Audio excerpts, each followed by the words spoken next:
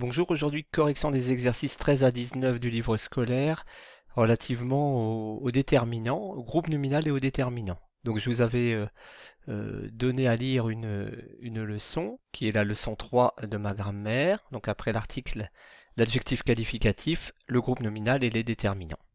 Donc voilà, vous avez la liste des déterminants. Il faut bien s'en imprégner. Vous aviez également, sur le livre scolaire, vous aviez la leçon consacrée aux déterminants, ici,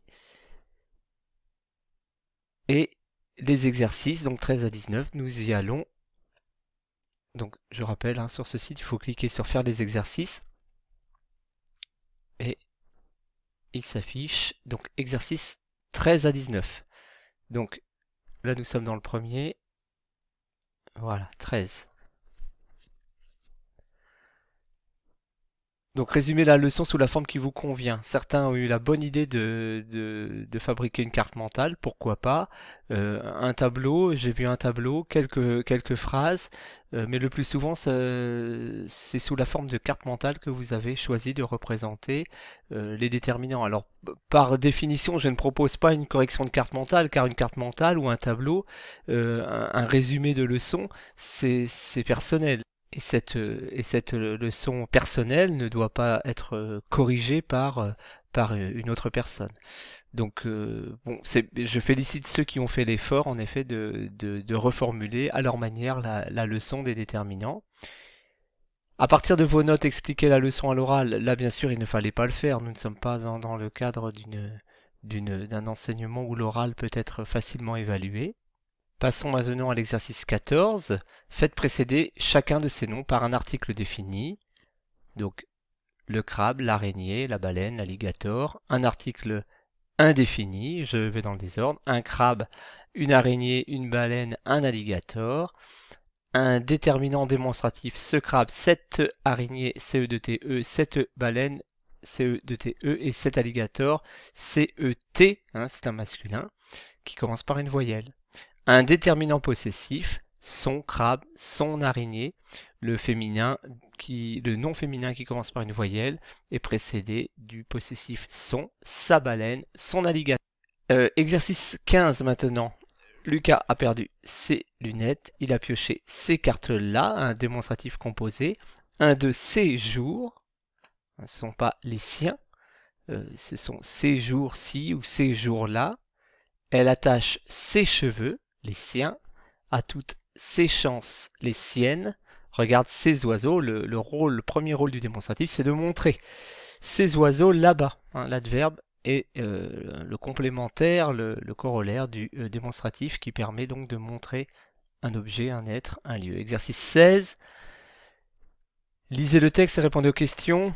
Relevez tous les groupes nominaux et indiquez à chaque fois la classe précise du déterminant. Donc, une fois, article indéfini, un renard, article indéfini, un ours, article indéfini, un jour, article indéfini, le renard, article défini, car nous reprenons un élément connu, qui était inconnu, après il était une fois, mais qui est devenu connu. L'ours, même chose, on passe à l'article défini. J'ai une idée, article indéfini, l'idée n'est pas précisée. Je connais tes idées, déterminant possessif, détour, article indéfini qui exprime la quantité non précisée, et enfin cette opinion, démonstratif, hein, déterminant démonstratif au féminin. Ici, le démonstratif sert de reprise. Hein. Cette opinion, tu me joues des tours, c'est repris par cette opinion de moi. Donc le déterminant démonstratif ici ne sert pas à montrer, mais à reprendre un élément de l'énoncé, hein, qui fait référence à un endroit situé plus haut dans l'énoncé. Alors là, pour l'exercice, la question 2 de l'exercice 16. Question 3, pourquoi écrit-on l'ours alors qu'on écrit le renard? Là, c'est la présence d'une voyelle à l'initiale du nom qui l'explique. Et dernière question, dans la dernière phrase, remplacez cette opinion par point de vue.